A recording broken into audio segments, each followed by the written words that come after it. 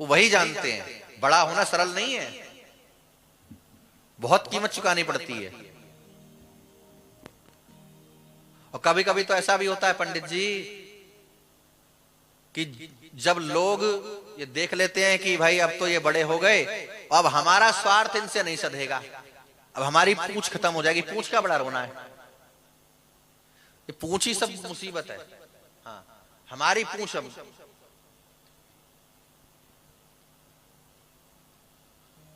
तो फिर लोग जीना भी हराम कर देते हैं।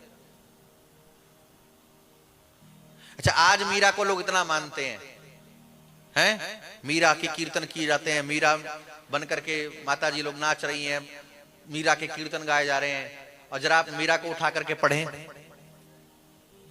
दाने दाने को तरसी, जहर तक दे दिया गया मारने के लिए।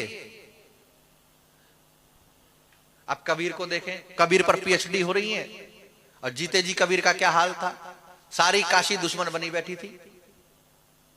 रैदास को देख लीजिए,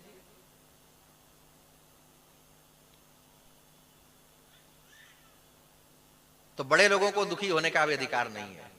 जिसने जीवन समाज को समर्पित कर दिया, फिर उसको निजी जीवन में दुखी होने का अधिकार नहीं है।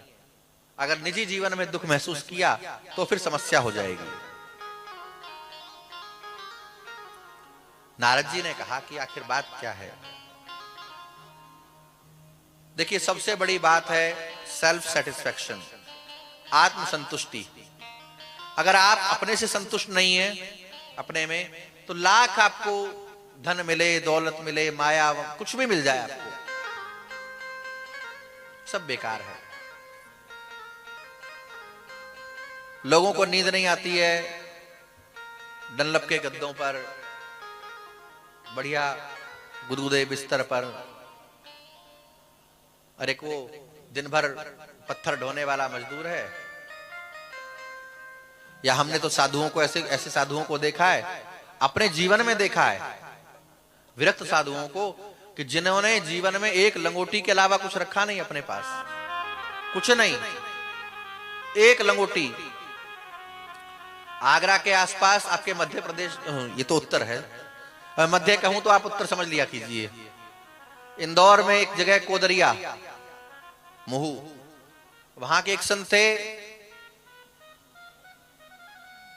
उनका शरीर पूरा हो गया, ब्रजानंद जी, एक लंगोटी जीवन भर। और सर्दी में उस खेत में जाकर के सोते थे जिसमें पानी चल रहा होवे, पानी की क्यारी में, भर जाड़े। और गर्मी में वहां बैठते थे जहां उंगली रखे तो छाला पड़ जाए आदमी। अब मजाल है शरीर पर। एक रात किसी के खेत में किनारे से सो रहे थे, पड़े थे मस्त, मेड़ के किनारे पड़े थे सूखे में।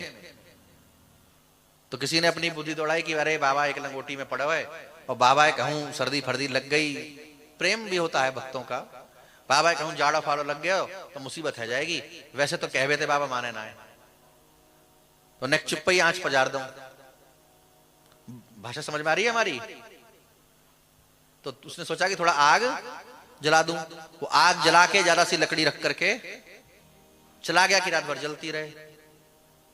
वो आग बढ़ करके बाबा के पैर तक आ गई और पैर जल गया, घुटने से नीचे का पूरा पैर जल गया। सवेरे लोगों ने देखा तो हड्डी हड्डी दिखाई दे रही है, मांस बिल्कुल है ही नहीं। और लोग बड़े दुखी हुए, उस आदमी को बड़ा भला बुरा कहने लगे। बाबा ने कहा कि अरे ना है, कछु बात ना, कोई बात ना, ये तो अरे अबई तो नेक टांग पजरी है, ये तो सबरो ही पजरनो है। और चले गए।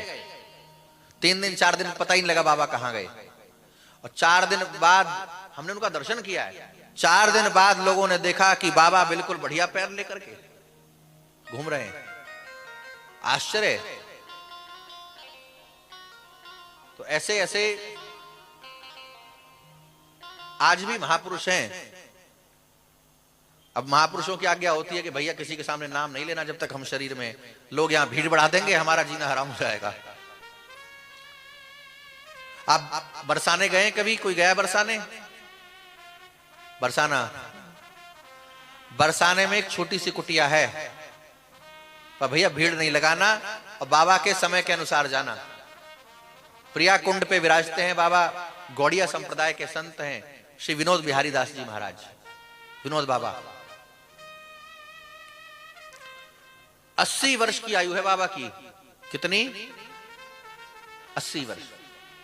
और सुबह 4 बजे बाबा भजन के लिए बैठते हैं आसन पर, और शाम के 4 बजे तक 12 घंटा बिना कुछ खाए पिए, अन्न जल छुए बिना 12 घंटा जप करते हैं, नाम जप करते हैं, उठते नहीं है।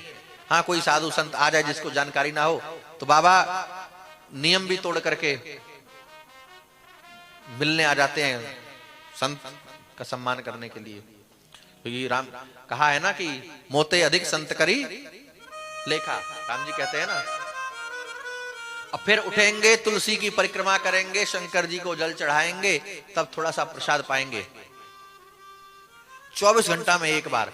फिर पूरे बरसाने की परिक्रमा देंगे, राधा रानी की शयन आरती लेंगे, और फिर आधी रात 12 बजे तक कीर्तन होगा हरे कृष्ण महामंत्र का, और 12 बजे के बाद बाबा शयन में जाएंगे। 80 वर्ष में। और हम पर तो इतना स्नेह बाबा का, इतना प्रेम है कि हम क्या कहें।